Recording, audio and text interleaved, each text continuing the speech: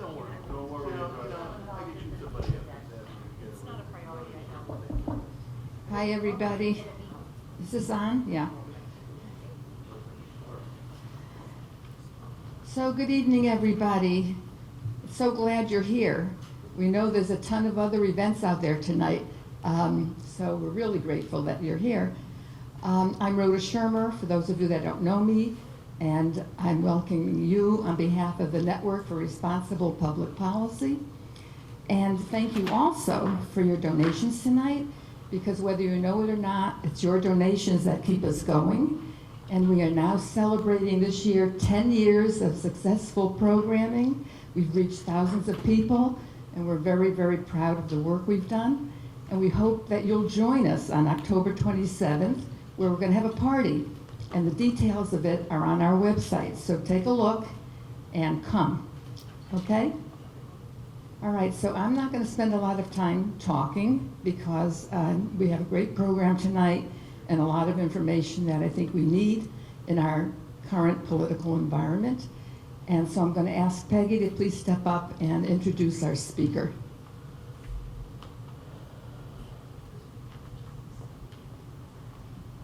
Hi, everybody. We're a small but dedicated crowd here tonight. I'd like to introduce our speaker, Michael Patrick Lynch. He is a writer and professor of philosophy at the University of Connecticut. He is also the director of the Humanities Institute and executive director of the New England Humanities Consortium. His work concerns truth, democracy, public discourse, and the ethics of technology. Mr. Lynch is the author or editor of 7 books, including the New York Times Sunday Book Review Editor's Pick, True to Life. The recipient of the Medal for Research Excellence from the University of Connecticut's College of Liberal Arts and Sciences, he is the principal investigator for Humility and Conviction in Public Life, a project aimed at understanding and encouraging meaningful public discourse. A frequent contributor to the New York Times, The Stone weblog, Mr. Lynch's work has been profiled in The New Yorker, The Washington Post, and Wired, among others. He has appeared in such ventures as TED, The Nantucket Project, Chautauqua, and South by Southwest. Welcome.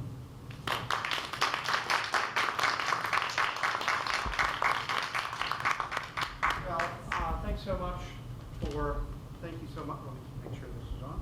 Thanks so much for coming out. I thought I would use this microphone so that I could get a little closer to you, since after all, we're a small but dedicated group, and I appreciate everyone coming out tonight. So, you only have to spend about 5 minutes on social media these days to get a sense, a distinct sense, that Americans on different sides of the political fence don't like each other very much. But the thing is, we actually may feel more polarized than we really are. Recent studies have indicated that on a wide variety of issues, Americans actually agree almost as much as they disagree.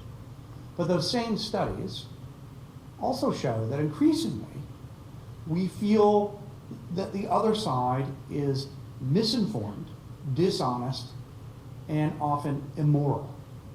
And moreover, we know that the other side thinks the same about us. The right calls the left arrogant know-it-alls, and those of us on the left retort that, well, that's precisely the description of the person you conservatives elected president of the United States. Nonetheless, maybe both sides have a point.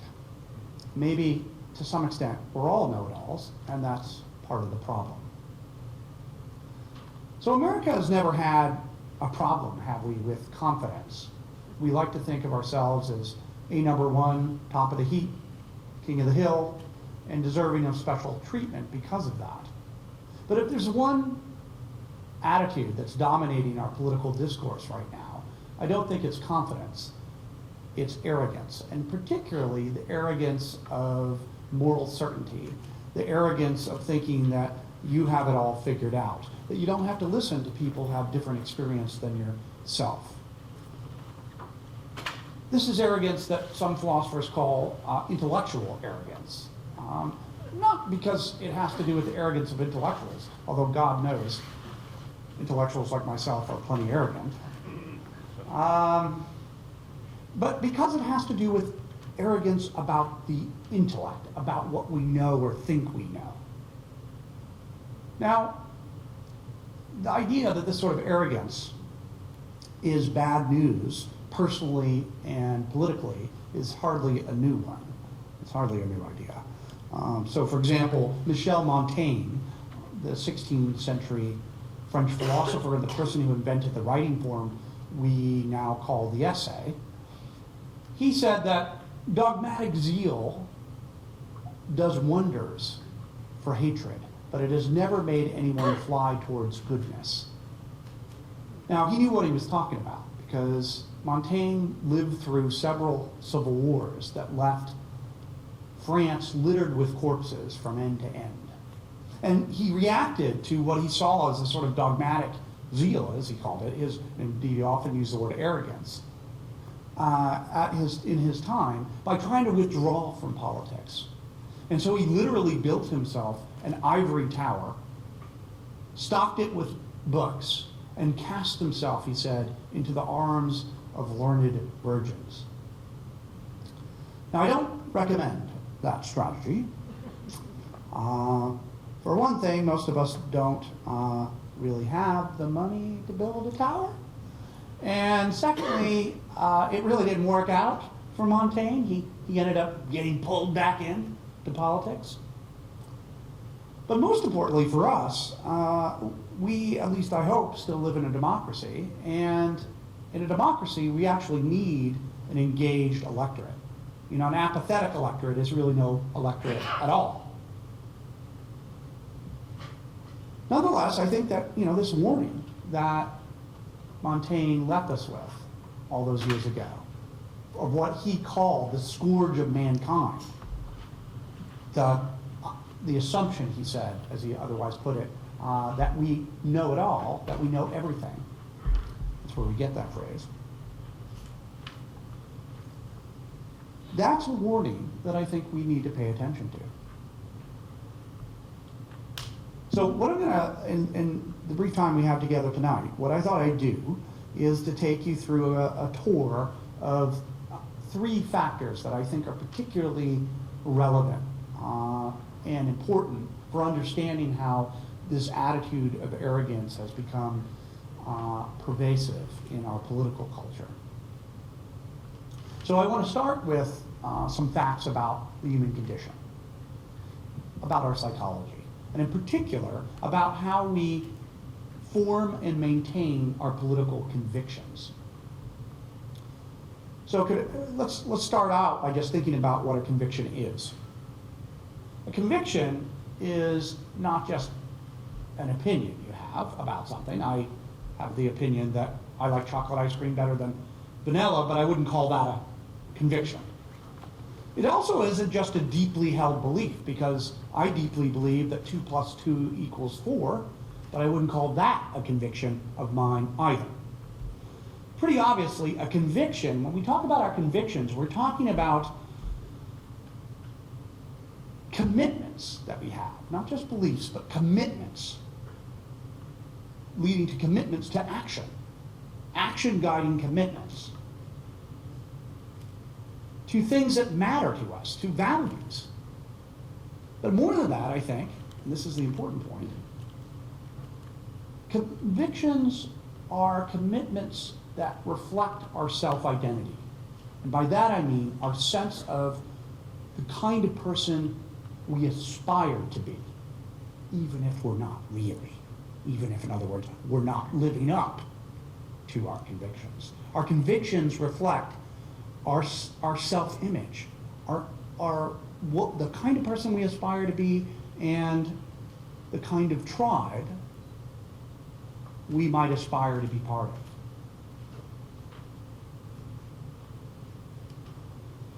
So convictions are personal because they reflect our self-identity. And that helps explain why when somebody attacks your convictions, it feels personal, because it is. Now,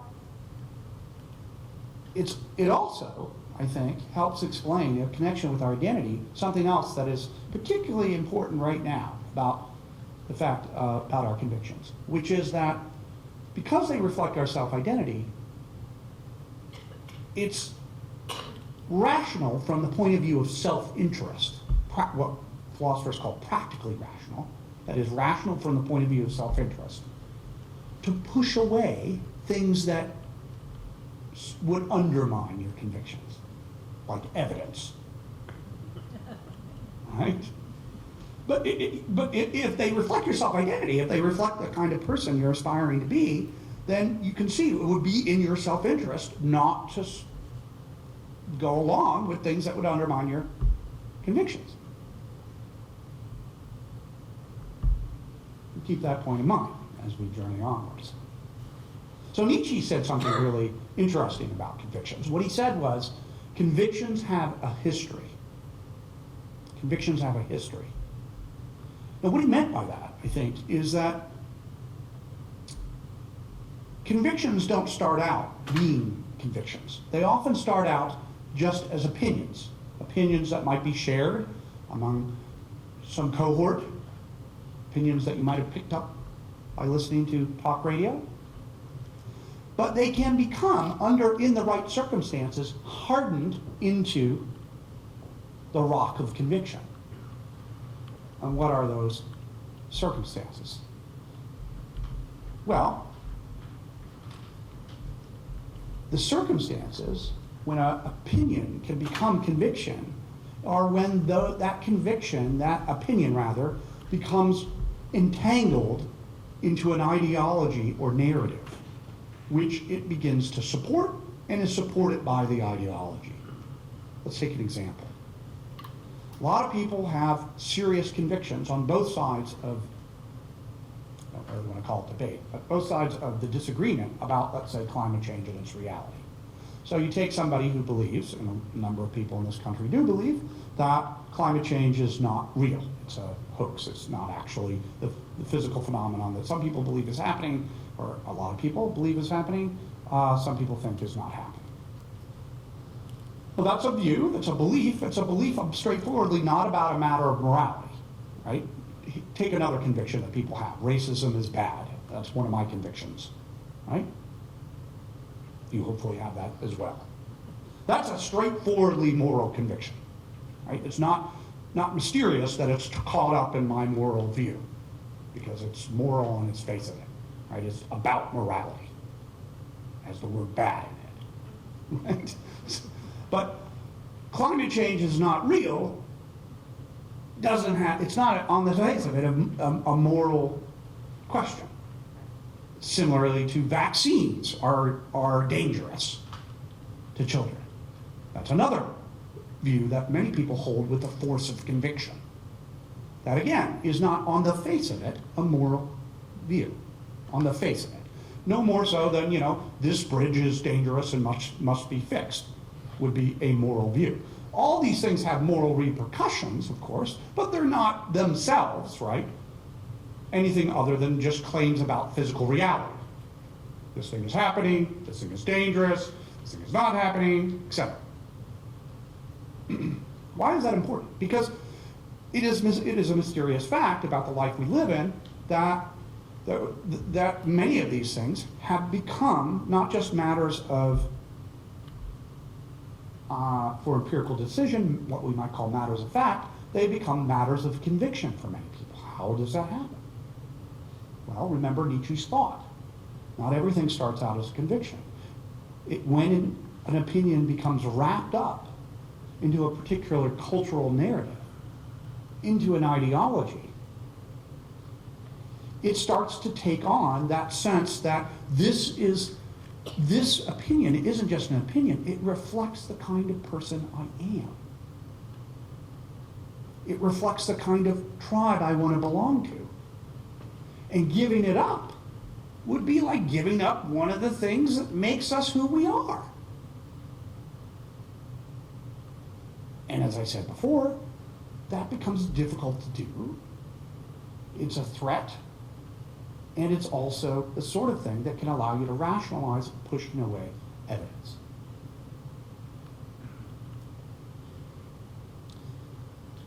Now, what happens when it becomes extremely easy to share our convictions? When in fact we carry around in our pockets devices that are in part designed to allow us to do just that. So the first factor that I wanted to talk about tonight was what I said was about the human condition, that is about conviction.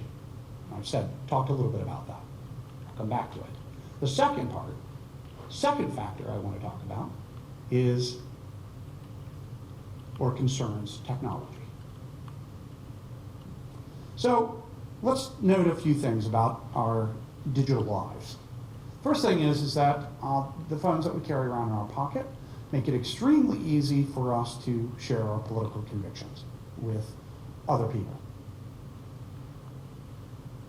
Moreover, they facilitate our forming convictions online. One of the things, for those of you who do spend time on social media, you'll notice is that social media is a very good mechanism for policing whether people have the right convictions. That is, if you have a particular political conviction and you're sharing it, as you will if you're on social media, with your people who have similar political convictions, and then you were to suddenly entertain that maybe you didn't have that anymore, watch what happens. So, social media is a great platform for sharing our political convictions, which is a good thing. And it's an interesting mechanism for policing those convictions, which is what it is. So that's one fact about our digital life. Second fact is that much of the information that we receive online is personalized. In fact, the vast majority of it. It's tailored to fit our particular convictions. Everything that, from the news that comes down your Facebook feed, to the ads you read on the papers that you look at, if you look at the New York Times or the Wall Street Journal, all of that content, as I'm sure you know, is tailored to fit your unique preferences and prior pre-existing beliefs. That's how the magic on the internet happens. That's why those, shoes you did a passing, you stopped and looked at on an ad, suddenly start popping up on all the sites that you're looking at. That's how the internet works. Personalization. And that's a great thing if you're shopping for shoes. It's not a great thing if you're shopping for facts, because if you're just getting the facts that fit your pre-existing opinions, that's a recipe for not bursting your bubble, but inflating it. So what I think those facts about our digital life add up to is that social media in particular is a fantastic conviction machine. It's a machine or a mechanism that speeds up the process that Nietzsche spoke about, the process of turning opinions into conviction.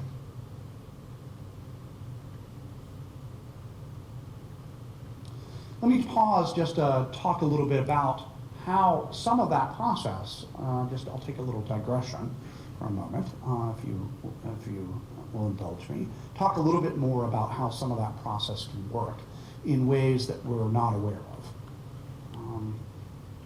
So let's think about what happens when you share a news story,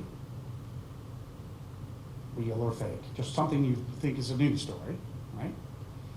Hopefully it is a real news story, with your followers or your friends on social media. Now, if you haven't done this, most people have, but if you haven't, trust me, there are many people who do. Now, of course, many of us just share cat pictures, or in my case, pictures of, kids. I mean, that's what a lot of us do, especially a lot of us who are the age that we are in this room.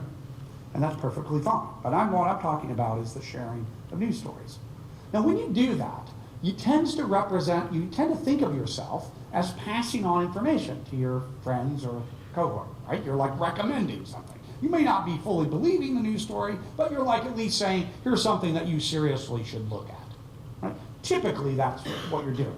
it's possible you might be doing it out of some sense of irony, right? Or you might be being particularly clever, but usually you would find a way of signaling that, right? So as not to be misunderstood. Because that's dangerous, see what I said earlier, right? So you take yourself, no, that's what you're doing, and most of the people that are reading your news story, or saying they're reading it, will tend to think of it that way as well. We like to, online, tend to think of ourselves, when we're sharing information of this sort, as if we're playing the game of reason, as if we're really playing this sort of,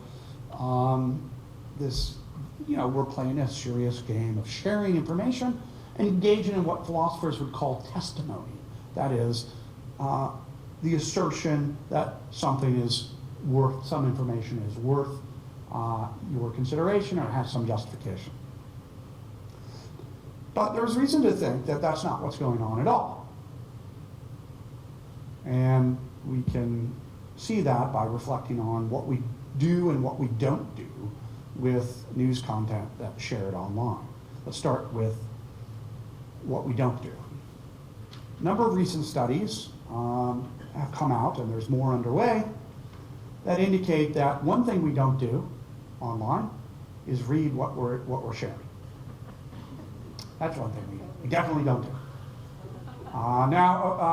So one study, the most conservative study, the one that showed the least effect, said that 60% of the things that are shared online are not read by the person sharing. Okay, now of course, all of you here are an exception.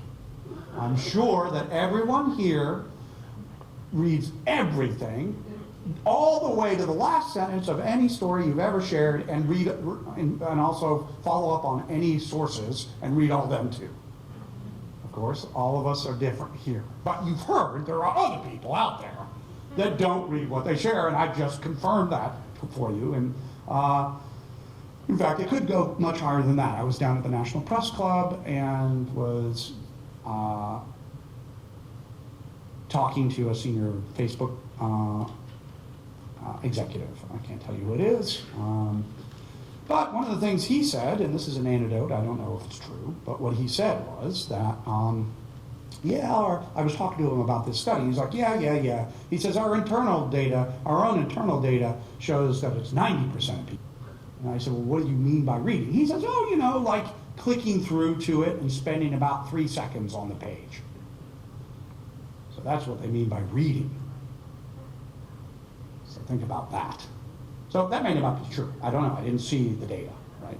But it's interesting that he said that. And then he said to me, we're never going to make that public because, for obvious reasons. But feel free to talk about it, I'll deny it. So there you go. I'm talking about it, and it is what it is. But in any event, this is, to many of us, this is not a surprise. People don't read what they're sharing.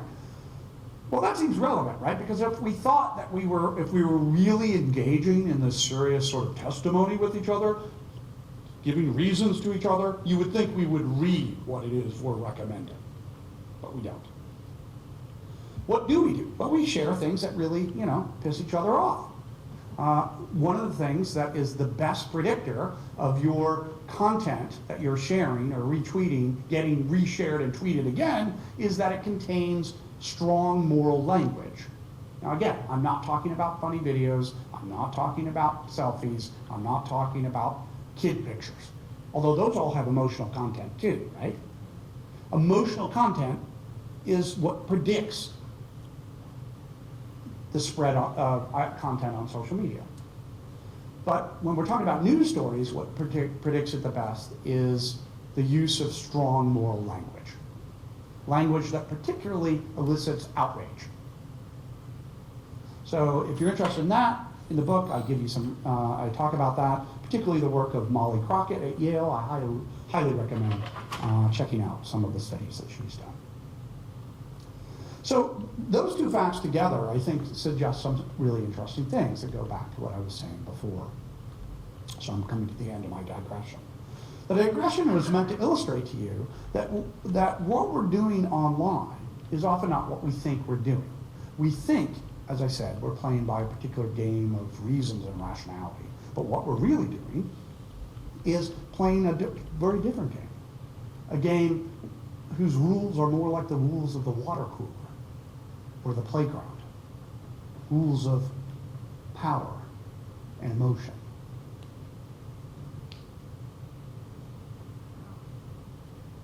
And that means that often we're forming convictions, forming opinions into self-reflecting, identity-reflecting values without even perhaps realizing what's going on. Because we're doing that through the lens of emotion and moral outrage. So I think that digression was meant to indicate that this process is often not a self-conscious one. But it's there all the same. So let's go back to the idea that I left when I started that digression, what we left with. We were talking about the fact that social media in general is a type of conviction machine. That it speeds up this process that Nietzsche was describing. I think that leads us to the third and most dangerous factor that I wanted to talk about tonight, playing a role in the know-it-all society. And that is that this kind of arrogance that I'm concerned with comes out of not just a sort of personal sense that we want to reflect ourselves as being knowledgeable people, but out of the fact that our convictions are being formed in such a way and in an environment where we're surrounded by information that is personalized to fit those convictions, therefore making us feel like we're right. And we're engaged in a process of emotionally bolstering those convictions by sharing our outrage with each other, with like-minded souls online. And that itself leads, I think, and has led to an increasing politics of arrogance that I'm going to talk about now. So, people are attracted to arrogance.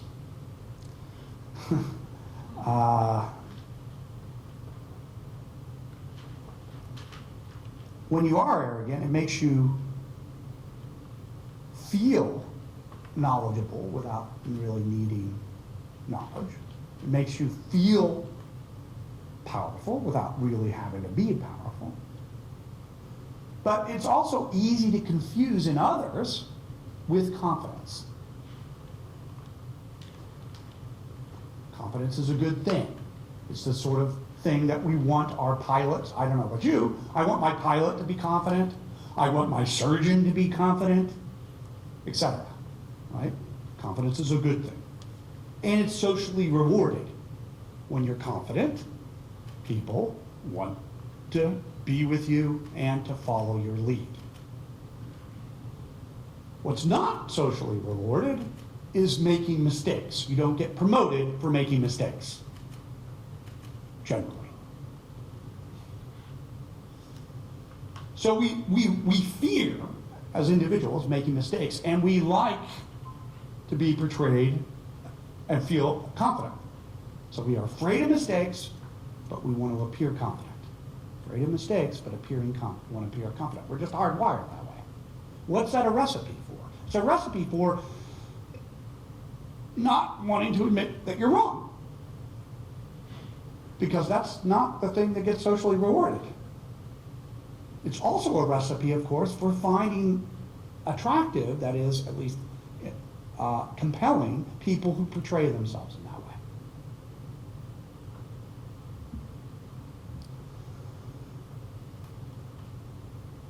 So,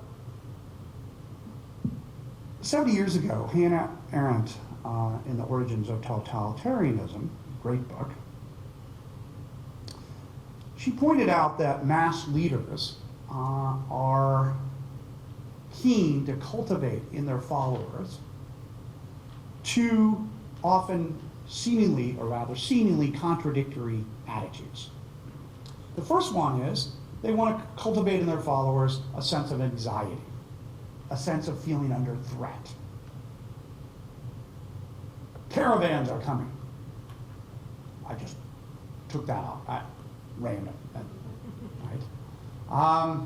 But the idea that you're, a successful leader, mass leader, as you would say, or authoritarian leader, is a leader that, in part, is at least it's in their interest to cultivate the sense of insecurity in their followers.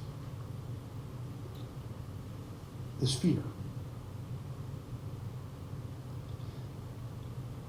At the same time, she said, it's also important to cultivate in their followers, it's in their self-interest, to get those followers feeling superior about their own group.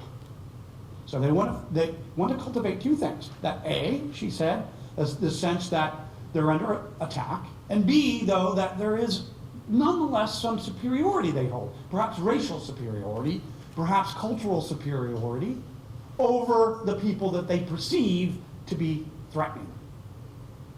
And moreover, the leader will be successful in doing this, she says, if they can make the case that that sense of superiority, of knowing more, of knowing the truth, is justified by a cultural narrative, an ideology, a history,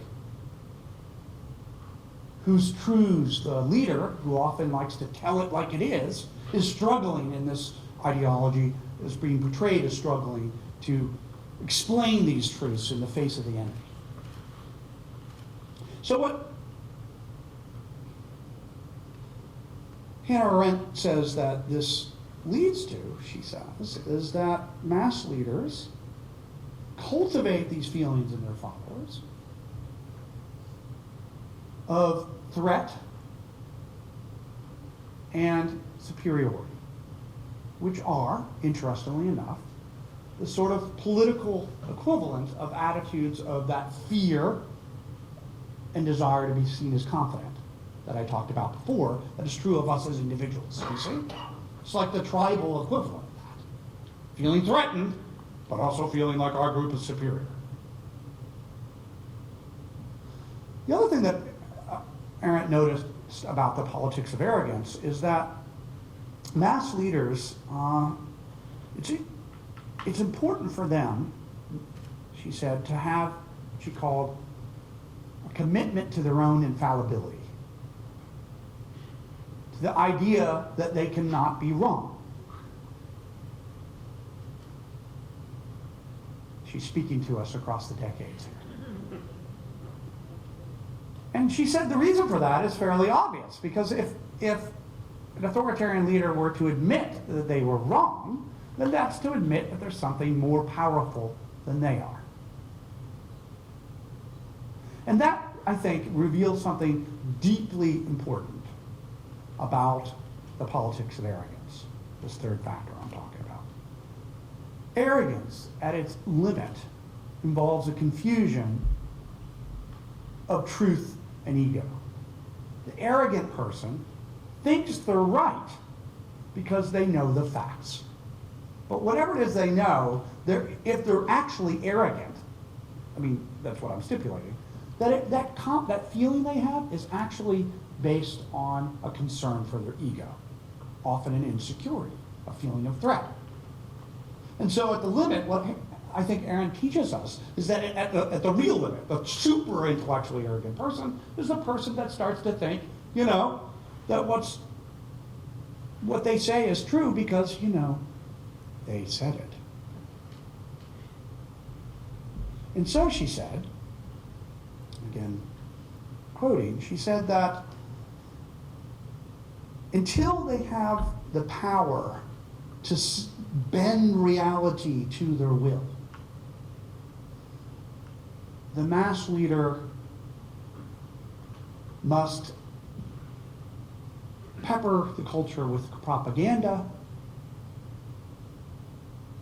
that supports this idea that they are always right and that they cannot be wrong. Because in their view, the truth is what they say it is. The facts are what they say they say they are. So, that is the politics of arrogance, and the lesson there is that it's a politics that confuses truth and ego. All right, so what I've talked about so far tonight is these three factors. I talked about our psychology, how we form convictions. I talked about technology, how those convictions are shared online and bolstered by the bubbles that we live in. And I talked about ideology, that is the politics that further reinforce this attitude and cultivate it, and are often cultivated in the followers of a certain type of political leader. So, in the book, what I say is that in order to fix this sort of problem, we're going to have to engage in some pretty heavy lifts. We're going to have to, I think, building on previous work I've done, redesign some of our digital platforms. It's a heavy lift. We're going to have to recommit to our civic institutions. Right now, sadly, that's a heavy lift. But we're also going to have to do more than that. I think we're actually going to have to accept the fact that the problems that we're facing right now in our culture are not just technical or technological problems. They're human problems. And in order to fix them, we're going to have to change our individual human attitudes. So in order to explain what I mean by that, I'm going to end tonight by just talking about some of the attitudes embodied in certain stories about Socrates, one of my favorite philosophers. So Socrates was told by the oracle of Delphi in ancient Athens that he was the wisest man in all of Athens, to which he famously replied that the one thing that he knew is that he didn't know anything at all, which is a somewhat paradoxical claim. It also can seem, and has seemed to some, somewhat defeatist, but that's a mistake, because he's not saying that he can't know anything. He's not being a skeptic. He's not saying he can't know anything. What he's saying is that he always has more to know, that he has more to learn. The lesson that I think he's trying to get across to us is that we shouldn't confuse truth and ego, truth and identity, and our identity. That's the lesson he's trying to teach us. So truth. There's a concept that's been taking something of a beating recently. Truth isn't truth, someone said last year, thereby in one sentence, capturing the cynicism about that concept eating away at the foundations of our democracy. Well, that cynicism is also not a new idea. It goes back even farther than Socrates, all the way in Western culture, at least to Protagoras, who claimed that man is the measure of all things. Man is the measure of all things. Which is, can seem like a sort of tempting and liberating idea. Until you remember that inevitably, man is the measure of all things, tends to devolve into the man is the measure of all things. In other words, the idea that we determine what is truth tends to, that is, that we make it up, tends to slide into the view that it's the powerful, the people in power, that determine what's true. And that is not a liberating position. Because the thing is that if you start to believe that those in power determine what is truth, then you're not going to be able to engage in criticism of those who are in power. Why? Because you can't speak truth to power if the power speaks truth by definition. That's why. But really, the idea of truth is not a difficult idea to understand, despite what some philosophers would try to get you to believe. It's really summarized by two simple thoughts. The first thought is that believing does not make it so. Just because you believe something doesn't mean it's true. And secondly, to paraphrase Hamlet's warning to Horatio, there's more under heaven and earth than dreamt of in your PowerPoint presentation. Right? In other words, there might be things out there you don't know yet. So you put those two ideas together, that believing doesn't make it so, and there might be things out there that you don't know, and that's what you need. Those two ideas put together really give you all you need to know when we talk about something being objectively true or false. They capture the sort of essence, I think, of truth. But they also capture the essence of the opposite attitude than the one I've been talking about tonight. And that we might call intellectual humility. And that's the attitude, I think, that we right now, and I make a case in the book, that we need to double down on trying to instill in ourselves, in our children, in our students, and in our civic institutions. It's the attitude that your worldview is improvable by the evidence and the experience that other people might bring to the table. It's the attitude of curiosity.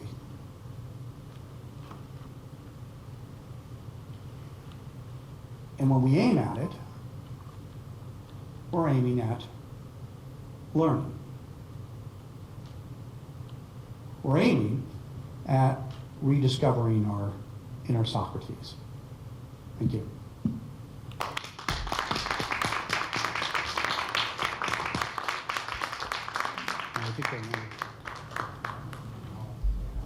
So that was pretty good, wasn't it? Yes. Thank you so much, Professor Lynch. So we're going to open it up to questions now. I'm sure you have a few questions. No speeches, just questions. So I've been told I need to stand up here and answer your questions from up here, which is good because it makes me feel like I know more. But you have those Einstein socks on. Yeah. Exactly. Good call. Yes, right? Yeah. Uh-huh. As you said, the arrogant leader speaks the truth because he says it. And we're certainly living in kind of an unusual time right now, and we all know what we're talking about here. But the events of the last week are kind of interesting because there's roughly 1/3 of the population that will believe anything that this leader happens to say. It doesn't matter what it is, almost. But a portion of that 1/3 are far right-wingers and military personnel. And all of a sudden, something has happened that has cast doubt by military personnel on this leader. And I'm just kind of puzzled about how that will ripple down through this 1/3 that has believed everything, and all of a sudden they have to confront this whatever it is. So that's a great question. And it raises a general question that I think, can people hear me? So a general question that I think is particularly important, as you just said now, but it can often be important in politics. That is, what happens when we find that some of our convictions are in tension with one another? One of the things that you're bringing out, and I think one of is that for people like my in-laws are many of them are Marines. My wife served as a Marine, and these are people that are have often different politics than myself, but they're very committed. So they're very much like the people you're describing. So it's interesting you raise that question because I have been in conversations that might reflect some of the same things that you're pointing to just in the last week. And one of the things that I think is interesting about that is that one way in which we do sometimes change our mind about our convictions is when we find that several of our convictions, several of these identity reflecting values are in tension with each other. And that often makes people feel very, very, as one person said to me, sick to their stomach. Because if I'm right about convictions, convictions are not just opinions, right? I mean, if you just have the opinion that Trump is mostly right, but you're not like really wedded to it, or the opinion that,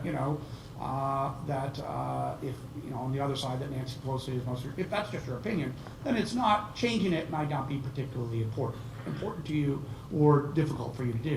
If your views about politics, like most people, reflect your values and your identity, then when you find that some of those things are in tension with one another, that's a situation in which often you'll resolve it by giving up one of those convictions. But not always. Here's the other thing. I mean, one of the things that my research on the book tend to show me is that depressingly, people have an amazing ability, and a lot of probably people in the room know about this research in social psychology. There's a tremendous amount of evidence to think that human beings, and you don't need to read psychology to you just can look at your own life. Our ability to rationalize away tensions in our belief system and our convictions is amazing. We're like superheroes at that. We all have this ability to just explain away what seems to be a tension. So I started out by waxing somewhat optimistic that this might be a situation like you were suggesting, perhaps, that where we might see, because of this tension in people's values systems, some people changing their mind. But I'm also predicting that for a lot of people, they'll find ways of reconciling this tension if they indeed even think it is a tension, and not everybody will. When that happens, when you're confronted with that tension, how far does it tend to ripple, on a mass scale? In other words, it isn't just one belief. Sort of ripples throughout your whole Yeah. worldview. Well, if you think about, so in the book I give an example of somebody who really, Derek Black, many of you know about this case. He was a young man, he's not that young anymore, but I guess he must be in his 30s. But he was brought up in a family of white supremacists. In fact, he was actively committed, as a matter of conviction, to white supremacy himself. He was in fact, just to really make how vivid he was the son of the person who, to this day, continues to maintain the Daily Stormer, the Nazi, neo-Nazi website. And he actually, Derek, ran for office as a very young man in Florida. And then after that, it was unsuccessful. He went to a college, like people do when they're in their early 20s. And there he met some people. To summarize the story, he met, in fact, some really very interesting and amazing young Jewish students who engaged him in dialogue, not about politics. They just started talking to him as a person. And over a period of about a year, he came to change his mind about white supremacy. One of the things that, this is why this relates to your point, one of the things that he reports later, and you can hear him, he's written about this, and you can hear him interviewed, Krista Tippett has interviewed him not long ago. One of the things he reports is that this really, once he gave up his convictions about white supremacy, that did have a ripple effect. It really got him to start questioning all these things that he'd been brought up to believe. Not just about white supremacy, but about all sorts of other things.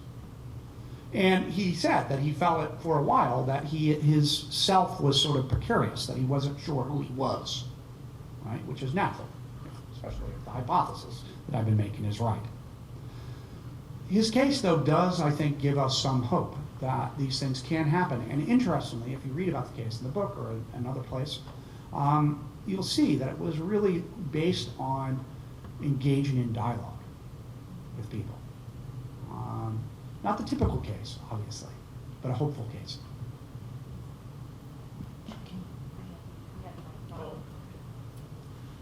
I'm breaking my own rule and asking a question. Professor Lynch, you mentioned things that need to be fixed.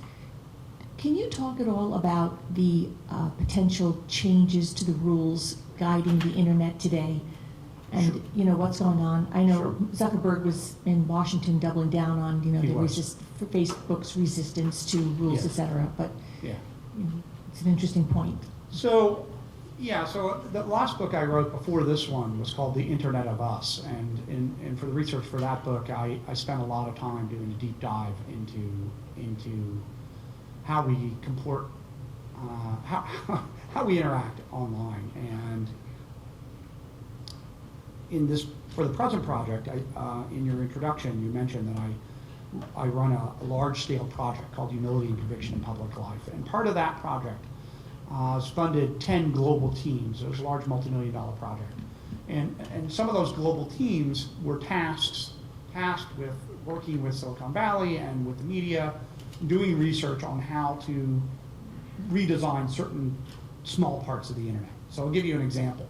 I tell you about that because if you want to look at, you can Google Humility, Conviction in Public Life, go to our global teams drop-down menu and start to see some of what people are doing. But I'll give you an example of that that hopefully will help.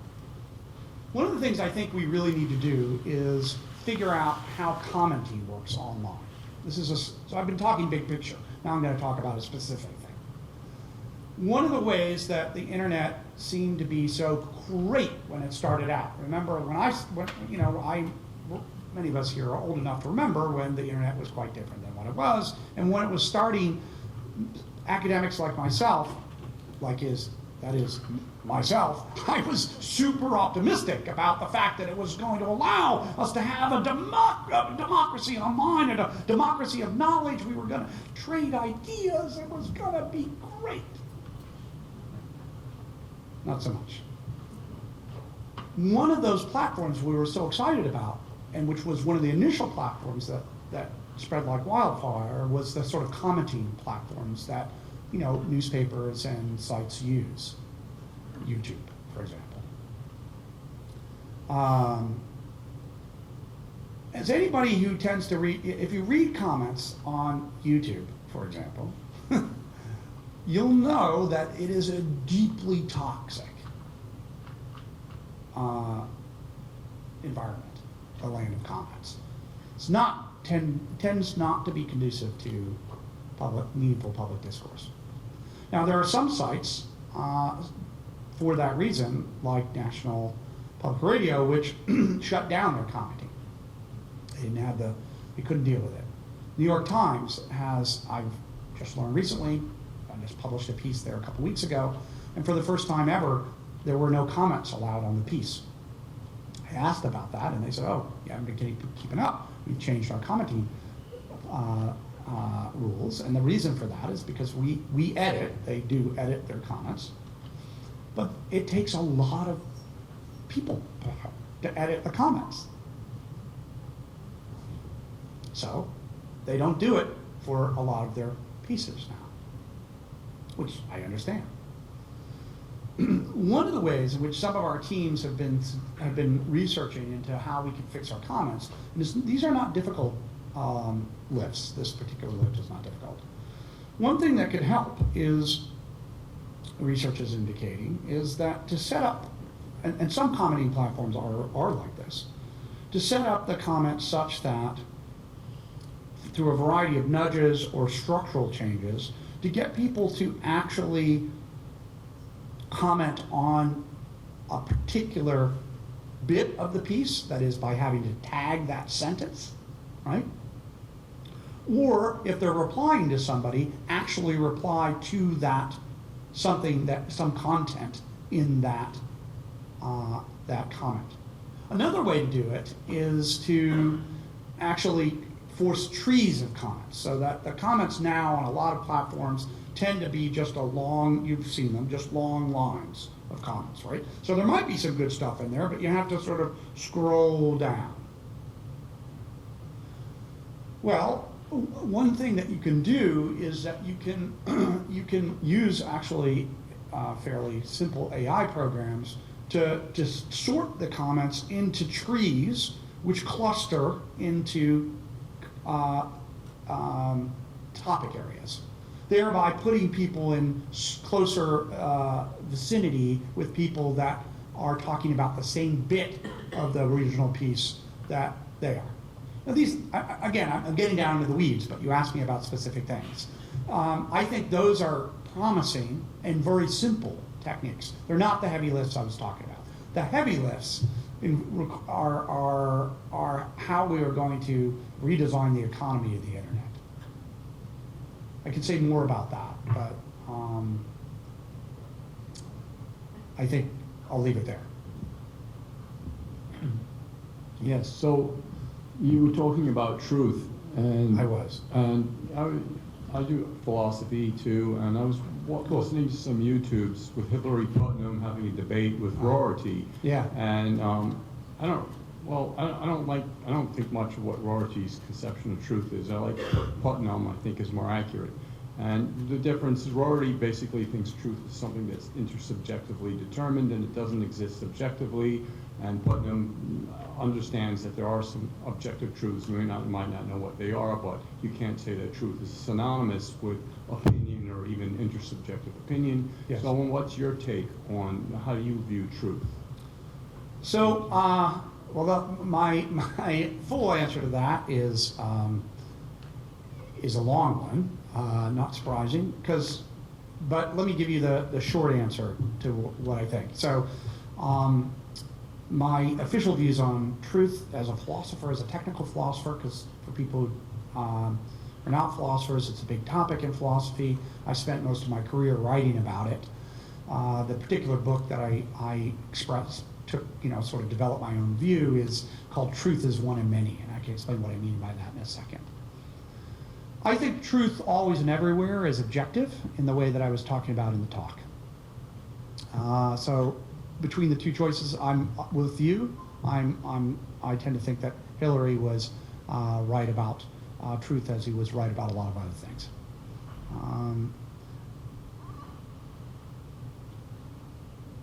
On the other hand, as a philosopher, I tend to think that, so I always think truth is objective. I'm not a relativist. On the other hand, I also think that there are different kinds of truth, and that's not the same thing as saying it's relative. What I mean by that is that what truth amounts to in physics is different than what it amounts to in morality. That's hardly a shocker to most non-philosophers. Like, no. Right. Right. But to philosophers, for various technical reasons that have to do with the fact that truth is that things like logical consequence and validity, mathematical consequence are defined in terms of truth. I can tell you why, but that would be probably boring to most of you. It makes that idea that truth could come in different forms and yet still be objective in all forms difficult to technically explain. But that's what in another area of my work, that's what I've tried to do. I hope that helped. So I know you talked about the political parties and how they are arrogant and how the different politicians are arrogant. How do you suggest we could change this? Or do you have a way we can change it? Yeah, so when we're talking about, that's a great question. And when we're talking about politicians, you're right, we're talking about people. We're not talking just about digital platforms. One of the reasons I think that how we communicate on digital platforms is so important is because it's also how we, as I was saying during the talk, we communicate about politics and how right now many of our politicians communicate to us. So trying to set up meaningful online communities where we talk to each other in a more civil and respectful way would be, I think, one way of trying to address the problem without worrying about how to change those particular people, as it were. But I think really what you're getting at, or I was taking from your question, is how do we encourage our politicians to not isolate themselves into these bubbles and to be less arrogant. here's a suggestion. This is a really low-tech suggestion. So one of the things, some of you may know this, so there's been a change in Washington, D.C. So in the last 30 years, particularly in the last 15, my informants tell me. So I was talking to, former Senator Tom Daschle, for example, is a person that talks about this, that even 10, 15 years ago, politicians in Washington, D.C. were more likely to live in the city and bring their family to the city. Why does that matter? Because when you're actually living with, your kids are going to school, and often the same schools as the people on the other side of the aisle, that has a way of humanizing those people. Right now, apparently, I'm told that, and again, some of you may know more about this than me, but politician after politician has told me that, for the most part, and we are generalizing, in Washington, D.C. now, people don't want to spend time together. They don't go out for drinks with one another. They don't coach soccer teams like they used to, sometimes together. And one congressman tell me about how back in the old days they coached a girls' soccer team at school with somebody from a different party. Why does that matter? This is a low-tech suggestion. A low-tech suggestion would be we should find ways to encourage our politicians to actually spend more time in the swamp, as people call it. Instead of draining the swamp, I'm all about fighting corruption too, just like the rest of us, but there is something to be said for trying to get people to talk to one another.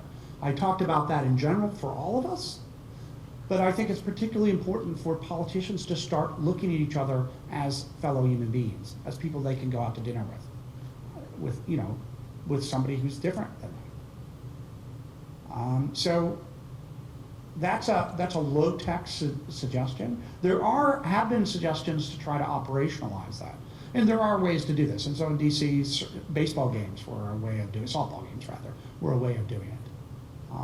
And some of those traditions are still going, but they're particularly strained right now. And I think we should double down on those sorts of traditions. I know that's a really low-tech suggestion, but because I was talking about the tech stuff, I thought I would give you a low-tech one. I hope that helps. Hi. I think I agree with your major points tonight, and I particularly like, the to fix area, although I think we need a lot more there. But some of your relatively minor points along the way, I may have some nuanced differences with you, but just to pick one, Sure. There's others. The one on confidence, Right. I think confidence is vastly overrated, particularly given the immensity and the complexity and the wickedness of the problems that we're dealing with today. They don't have easy answers. And I don't think we do ourselves any favor by promoting confidence, at least as it can slip over into like borderline, whatever the next level of over-certainty is. It's not going to help us, although I understand culturally it's rewarded. And I think that has to be recognized as part of the problem that we have to add to the to fix column. And also, you didn't mention humility, although it's in your bio. I would think it seems to be, at least on the surface, contradictory with humility to have too much confidence. So for those kind of reasons, what are your thoughts on maybe adding some nuance to your views about confidence, and then adding that to the to fix column?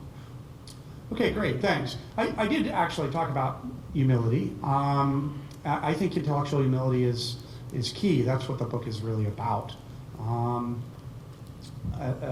Again, what I said that it was is it's an attitude. The attitude of thinking that your worldview is open to improvement from the evidence and experience that other people might bring to the table. And I think it's an attitude that, that somewhat glib-sounding definition is actually quite complicated. It tells us that, we have to acknowledge, if we're intellectually humble, that we might not know it all, that we have limitations and biases and prejudices that we have to struggle to overcome, but also that we have to be motivated if we're going to be intellectually humble. We can't just sit around and say, oh yeah, we don't know anything, and then just sit on a couch. If we're really going to be intellectually humble, you've got to be motivated to actually follow that Socratic example. Your point about confidence, it's a very good one. So my point about distinguishing arrogance and confidence was really to try to implicitly ward off an objection. A lot of times when people, not the one you were making, so I tend to agree with you. But a lot of people tend to, will sometimes when I talk about intellectual arrogance, they'll say, well, look, I've had, I've been doing a lot of interviews on this book, and some of the interviewers are keen to point out to me that, look, what's wrong with arrogance? I mean, it's okay to be confident. They equate those two things, right? And they think that what I'm telling people is that you should be sort of milquetoast in your attitudes. I don't think that. What I think, so what I was saying is justified confidence is fine, and I want my pilot and my surgeon to have some justified confidence.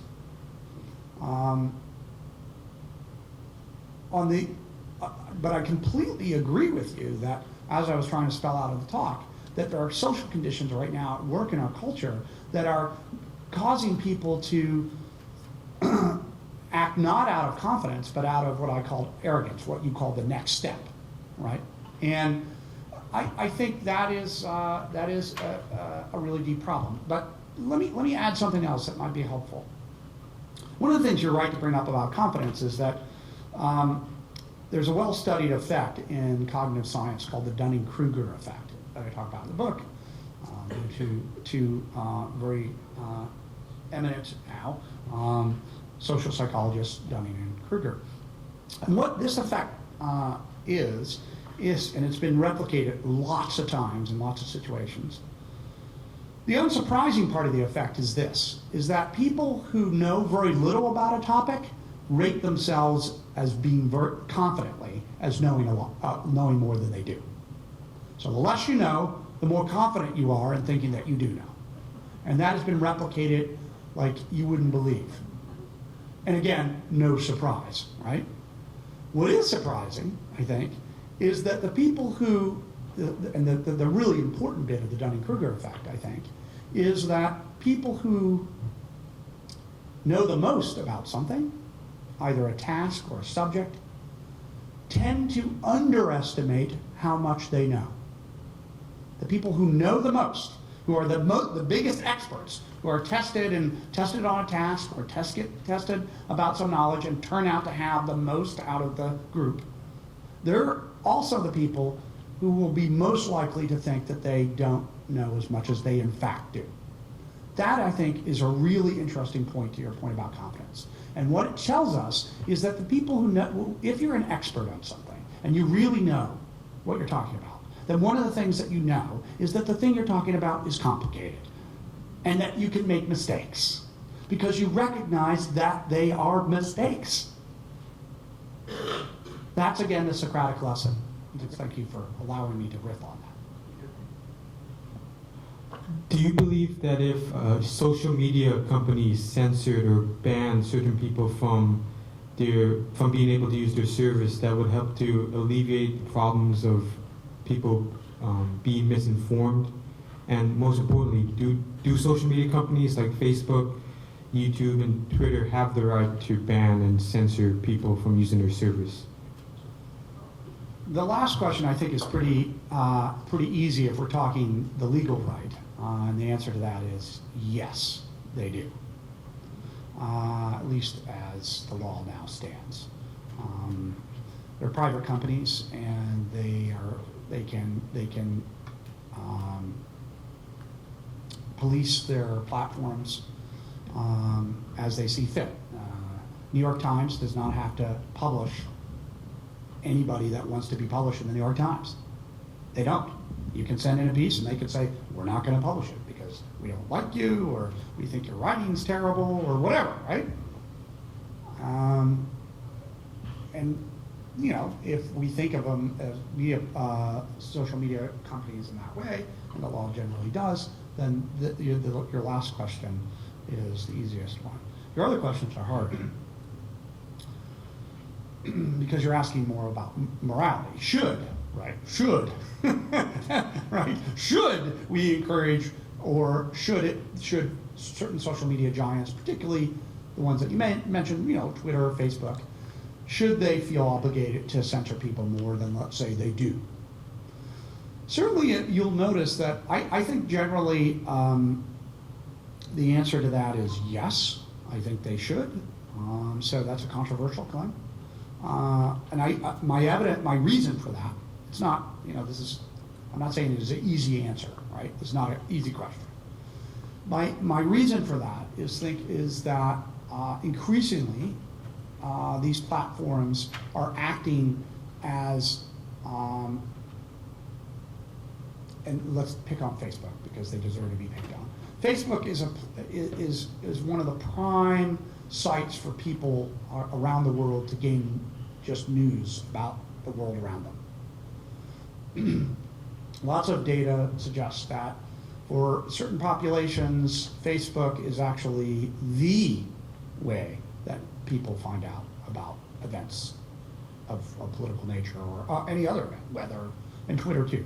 But Twitter is tiny compared to Facebook. I mean, it's so small that it's not as important to talk about in general, although it's important for U.S. politics right now for obvious reasons. So I think Facebook does face an increasing obligation to police itself and to police the people who are using its platform. You'll note that you probably have seen that last week. So Zuckerberg, as somebody mentioned, was down there today or yesterday in Georgetown, holding forth about Facebook's commitment to not doing what I'm suggesting.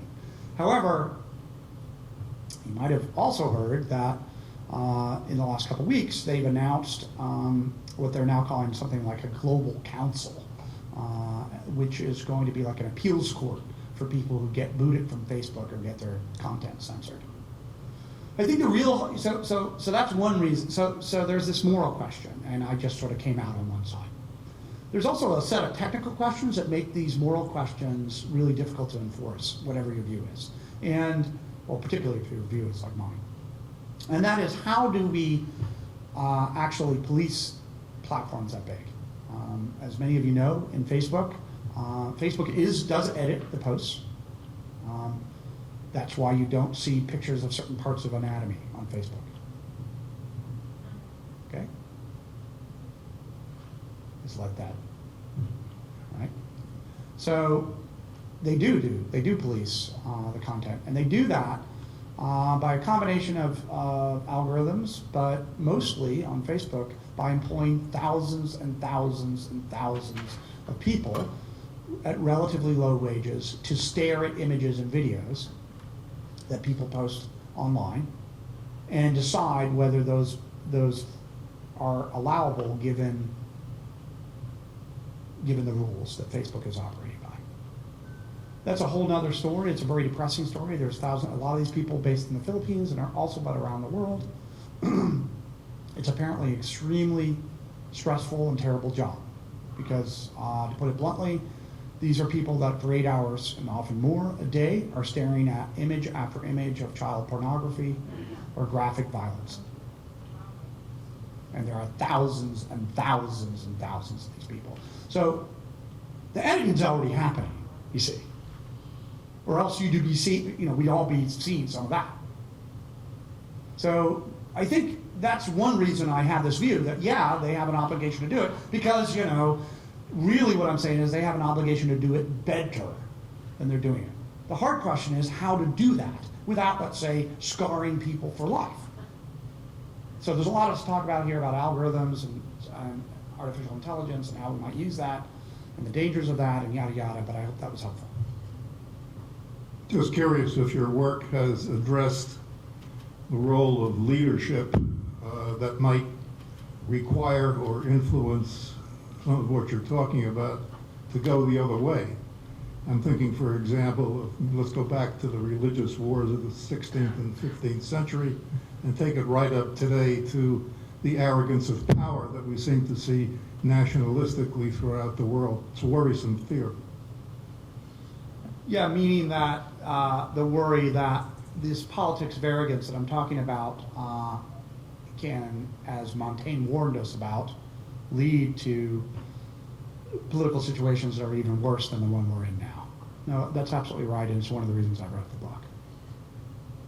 There is no doubt, I mean, I think all of us here, or most of us, will probably agree that we're living in a very deeply unusual time, as somebody said earlier. And one of the things that is not just unusual, it's for our democracy rather frightening, because people are so dug into their convictions and they're so sure about them that then, as Montaigne worried, in fact he saw with his own eyes, they can lead to brutal violence. And you're absolutely right that one of the things I stress in the book is that this type of arrogance I'm talking about is not just an individual failing. It's a social failing. It's a tribal phenomenon. The attitude I'm particularly concerned with is not just the feeling that you know it all, but that your side knows it all, that your side has got everything figured out. And once you have that view, that your side actually knows the truth, then that's the sort of thing that can justify going all the way in defense of your convictions. It's what has typically justified people engaging in political violence, because they are so sure. And that's what Montaigne himself was worried about. He says at one point, he says, my age has seen cruelty and violence that matches or exceeds anything the ancients talked about. He was talking about his ancient sources that he loved so much. And he was right. I mean, the French civil wars of the time were brutal, neighbor against neighbor. Whole villages being massacred.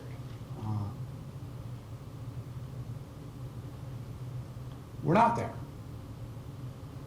But it's important to understand that humans can get there. And we need to take that seriously. And we need to look not just, as Montaigne said, not just at the other guys, but at ourselves. That's the hard part. The hard part, and the hardest part of me writing this book, being concerned as I am about the politics, is also, I didn't talk much about it tonight, is also, I'm obviously a fair, you probably could, it would really be shocking to guess that a college professor from Connecticut, a philosophy professor, is a liberal. Surprise, surprise. The hardest part of this is realizing that my own tribe engages in some of the same psychological failings. And I think that recognition, far from making me think that this was less important, has made me realize that this sort of topic is more important for us to talk about. I hope that helps. Questions? There's one right behind you. There you go. Could you talk about aging in our society, particularly the politicians who are front runners and convictions? I really like to hear those who say, I used to think this, now I think that, which shows certainly a kind of openness. But the amazing thing is the front runners are in their 70s. Trump, of course, in his 70s, and how aging seems to be affecting people who are front runners and the respect of society right now for them. Well, I tend to think that aging cuts both ways. Speaking as somebody who's aging, perhaps optimistically, I think there is no doubt that we do harden in our identity as often as we age. So therefore our convictions also tend to harden.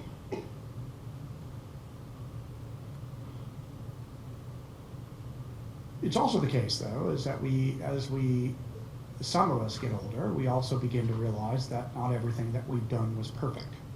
We have regrets, we realize, and that can be a healthy thing, right? It's a realization. It doesn't always feel good, but it's a realization that you could have done this thing better, or you realize things were more complicated than you thought, right? I mean, how many times have you had that thought? This is more complicated than I thought. And often, it can make you angry, actually, to feel that way.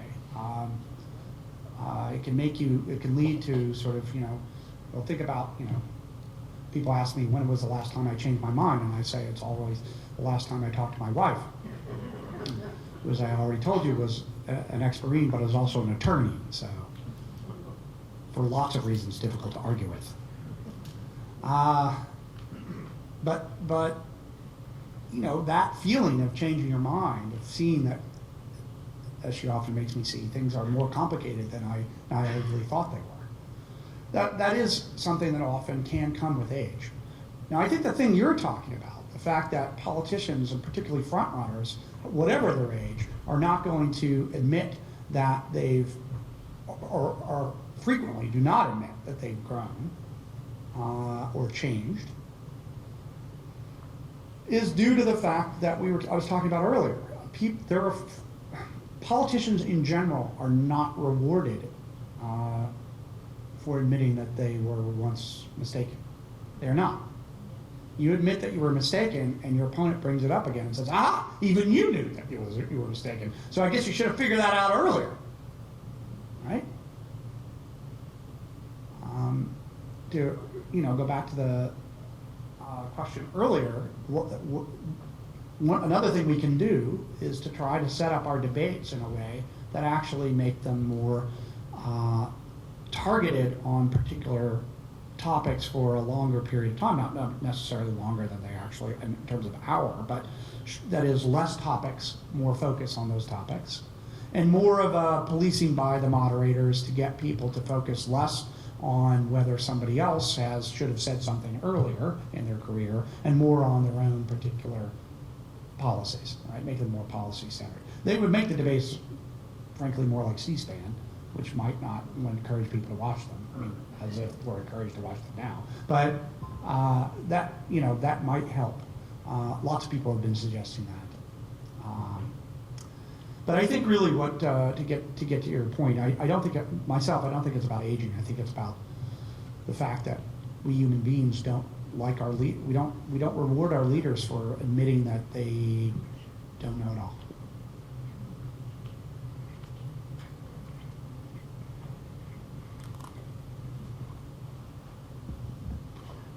I'll defer to anyone else who hasn't asked a question yet. It's a little bit off topic. Is it okay? Yeah, kind of like you did with the question about truth, which I appreciated, because I'm on a couple of other key fundamental terms. I'm going to conferences, mostly in Europe, where they're looking at certain key terms very, very differently. And I think it actually relates back to this point about fixing again. I'm going to places where they're de-emphasizing, again, very much objectivity, but also traditional science, whereas they're not coming from the alternative science school. They just think that science is very reductionistic and it's missing feelings. They're really playing up the importance of feelings and subjectivity. Do you have any view on that as a philosopher, that maybe we need to relook at the relationship, and at least my own view is we need to find a better pairing of all these supposed opposites that maybe are not opposites? Does that make sense to you? Yeah, it does. Broadly speaking, philosophers have divided into two groups, broadly speaking, about the role of the relationship between what we might call, I think naively, reason and emotion. So Plato thought that passions, as he called them, emotions, were like unruly horses, and that reason was the master of the chariot, who the reason, our rational mind sort of had to whip the horses to run in the right direction. So he portrayed the human mind as, ideally one where the reason was in charge and the emotions were just doing what rationality told them to do. David Hume in the 18th century came along and said that's exactly backwards. He said actually reason is the slave of the passions. Reason can at best just not tell us where to go. Our feelings tell us where to go. Reason can just help us figure out how to get there. Reason gives us the means, but the ends, our ends in life, are given by our sentiments. I think my own view is about human psychology is that Hume is closer to the truth. So I think emotions are very important. But I think that really, at the end of the day, reason is neither slave nor master. I mean, it's naive to think that our mind divides into the emotional part and the rational part. It's not like that. And there's lots of evidence from grown-up cognitive scientists and neuroscientists and behavioral economists, for example, that that's the case. So my own view is that this book is very much about what I called attitudes, and these attitudes. So attitudes in psychology are states of mind or mental orientations towards objects with a positive or negative valence, and that means they're laden with emotion. So arrogance is laden with emotion. Intellectual humility is partly an emotional attitude. The thing we need to do is figure out what emotions, I think, towards our own beliefs, our own attitudes, are the right sorts of emotions to have. What are the apt emotions, the ones that are democratic? I tell you one that's not. Arrogance is not a democratic emotion, emotional attitude, and neither is contempt, which, by the way, tend to go together. The arrogants tend to hold their components in contempt, right?